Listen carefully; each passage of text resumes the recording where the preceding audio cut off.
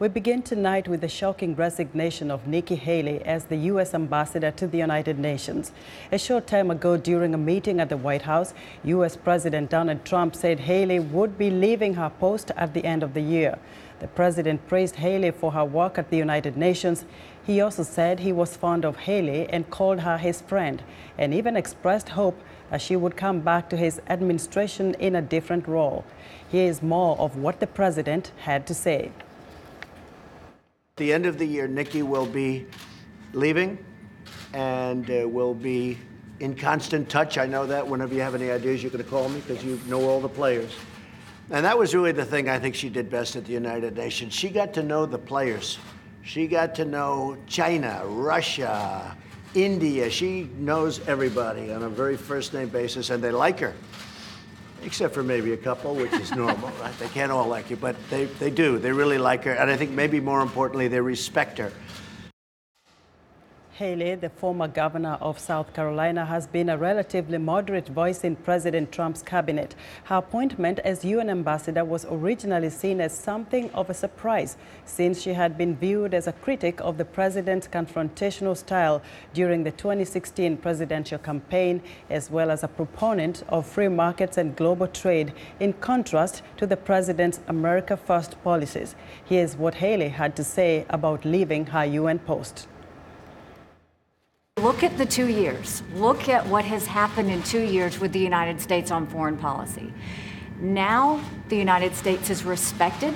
Countries may not like what we do, but they respect what we do. They know that if we say we're going to do something, we follow it through, and the president proved that, whether it was with the chemical weapons in Syria, whether it's with NATO, saying that other countries have to pay their share. I mean, whether it's the trade deals, which have been amazing. They get that the president means business, and they follow through with that.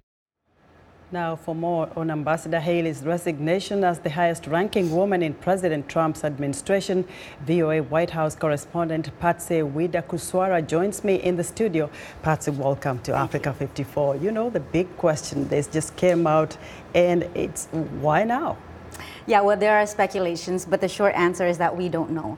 What we do know is from the press conference when President Trump said that she did inform him about 6 months ago that she will be leaving because she needed a break and that she will be only staying until the end of the year.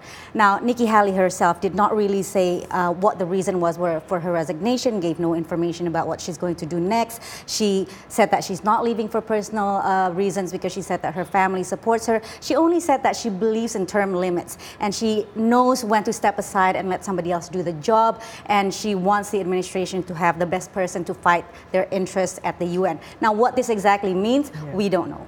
You know, another interesting angle is to see the cable news already had her news up like she has resigned minutes before she even went to the White House to meet with the president. What do you make of that? This is very common. I mean, you know, leaks are very common, and Axios was the one who had the scoop this morning, and they announced that, or they reported that the president last week met with Haley, according to two anonymous administration sources, that she's leaving. So this is very common.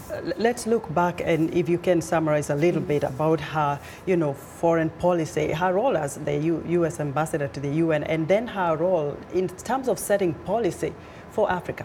Yeah, well, I think we do know that she's one of the strongest members of the Trump administration's foreign policy team. And I think specifically about Africa, she is seen widely as somebody who's more nuanced on African policy. The general perception is that the Trump administration does not put a lot of emphasis on Africa, does not see Africa beyond the lens of countering the influence of China or helping in the fight against terrorism, and also for humanitarian aid, which Trump himself is proposing to cut. Nikki Haley sees Africa as beyond that, seeing it as more strategic and economic and not just humanitarian. And you, of course, remember her visit in 2017 to Ethiopia, DRC, and also South Sudan was widely seen as a success. And in fact, 2 weeks after her visit to Africa, after she demanded to President Joseph Kabila that he would announce the elections, and then 2 weeks later he did.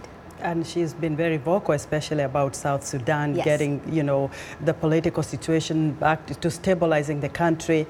She actually said, the leaders there are responsible for the mess that we see in South Sudan, Patsy. Indeed, and we see this as Nikki Haley being a very strong and powerful voice for the administrations on many issues, being able to target the issues that are not so well formulated perhaps in the White House. And so I think in the past 2 years, Nikki Haley has succeeded in simultaneously presenting that she's a team player for the White House, but also at the same time having her own voice. Now, what this might mean for Nikki Haley's future, this is the speculation that's going around in Washington, including whether or not she'll run into 2020. Patsy, very well said. Thank you so much. We'll be watching and seeing what happens next. Patsy Widakuswara is VOA White House correspondent.